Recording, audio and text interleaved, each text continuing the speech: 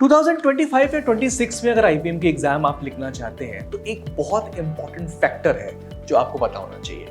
हर IM की या IFT की एलिजिबिलिटी क्राइटेरिया क्या है, क्या आप उसमें फिट बैठते हैं या बैठ सकते हैं कि नहीं। अगर आपको एलिजिबिलिटी क्राइटेरिया पता होगा तो आप फोकस्ड रहेंगे एंड जो भी कमी पेशी होगी उसको दूर करने की पूरी कोशिश करेंगे। इस पर्टिकुलर वीडियो में we are going to talk about eligibility criteria of all the top 5 IIMs that are providing you the IPM program as well as IFT। इस साल के मुताबिक अगले साल जो चेंजेस होंगे वो अज्यूम कर लेना, लेकिन अंत तक बने रहना और उससे पहले जितने वीडियोस आपके डिमांडेड हैं उनको कमेंट सेक्शन में डाल दो so that we can come up with those videos. Like share subscribe करना बिल्कुल मत भूलना। So stick to the and.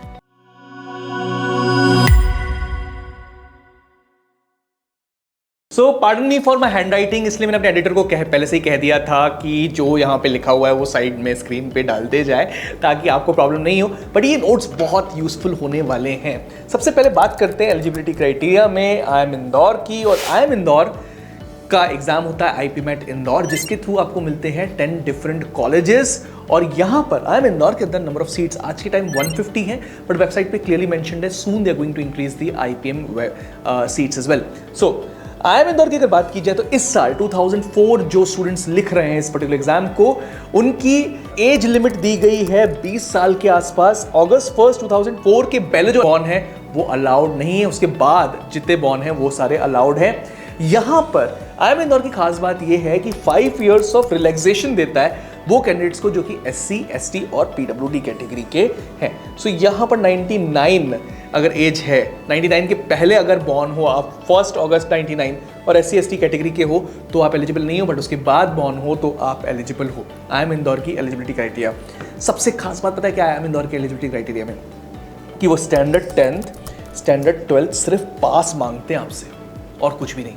सो कोई परसेंटेज क्राइटेरिया भी नहीं है एलिजिबिलिटी में। और सबसे अच्छी बात, if you are appearing for this particular examination, 12th का जितना एग्जाम है, HSC का जो एग्जाम है इस साल, the year when you are going to write the examination, तो भी आप अपियर हो सकते हो IPMAT इंदौर एग्जाम के लिए। यहाँ तक क्लियर है?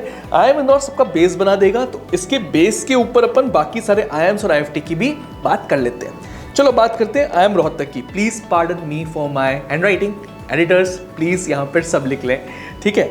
IIM रोहतक की अगर बात की जाए तो 10th एंड 12th में 60% मैंडेटरी है। आपको 60% मार्क्स लेके आना मैंडेटरी है अगर आप जनरल या NC OBC कैटेगरी के हो तो।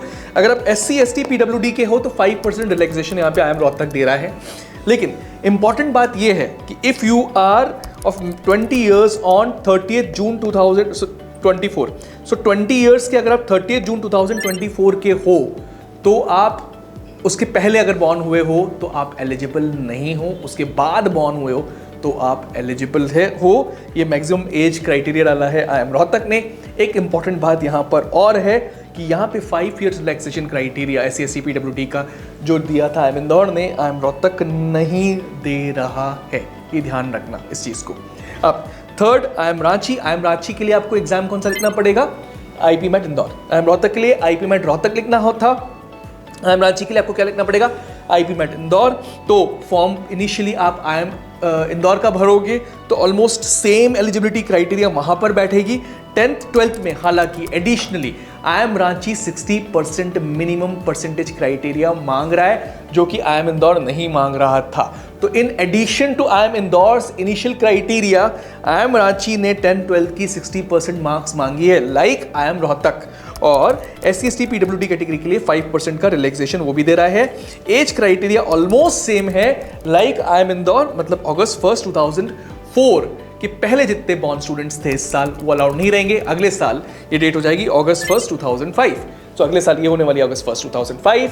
जो स्टूडेंट्स 2026 में लिखने वाले हैं उनके लिए होने वाली है अगस्त 1 2006।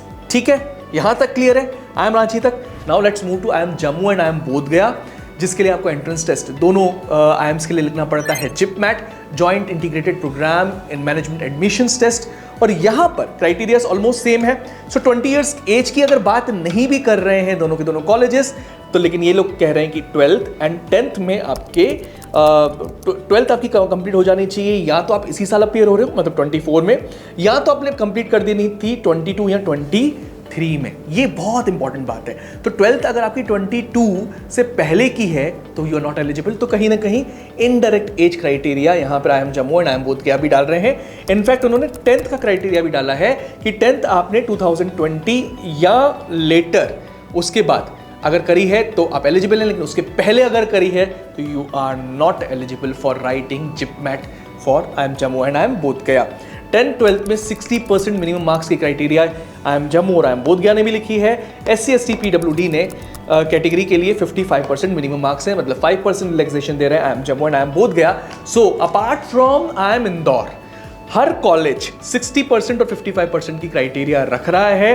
कहीं कहीं पे ये SC ST PWD और ट्रांसजेंडर कैटेगरी के लिए भी हो जाता है, like IIM Jammu and IIM Bodhgaya case, लेकिन बाकी जगह पे SC ST PWD कैटेगरी के लिए 55% है एंड 5% का रिलैक्सेशन दिया हुआ है रोहतक, रांची ने बाकी सारे स्टूडेंट्स के लिए। अब बात करते हैं IFT, क्योंकि IFT also becomes a fantastic choice for the IPM programme. IFT पूरे के पूरे नॉर्म्स वही फॉलो कर रहा है जो IIM इंदौर कर रहा है, एक्सेप्ट 1-2 थिंग्स। सबसे पहले ये भी डिमांड कर रहा है 10-12 में आपसे 60% मिनिमम परसेंटेज मार्क्स अगर आप जनरल और NC OBC कैटेगरी के हों, और SC ST PWD में 55 मिनिमम परसेंटेज मार्क्स। यहाँ पर अच्छी बात SC ST PWD category students के लिए ये है कि लाइक IIM इंदौर, IFT भी 5 इयर्स का रिलैक्सेशन दे रहा है to SC ST and PWD kids. मतलब 2000 अगर आप यहाँ पर 1999 बॉर्न हो, 1 अगस्त 1999 तक बॉर्न हो, उसके पहले नहीं, तो भी आप एलिजिबल हो IFT और IIM इंदौर के लिए अगर आप SC ST PWD कैटेगरी के हो तो। एक और बहुत इंपॉर्टेंट एलिजिबिलिटी क्राइटेरिया जो IFT का है, that is maths is compulsory. So जितने कॉलेजेस हैं ये सबके सब स्ट्रीम न्यूट्रल कोर्सेज हैं।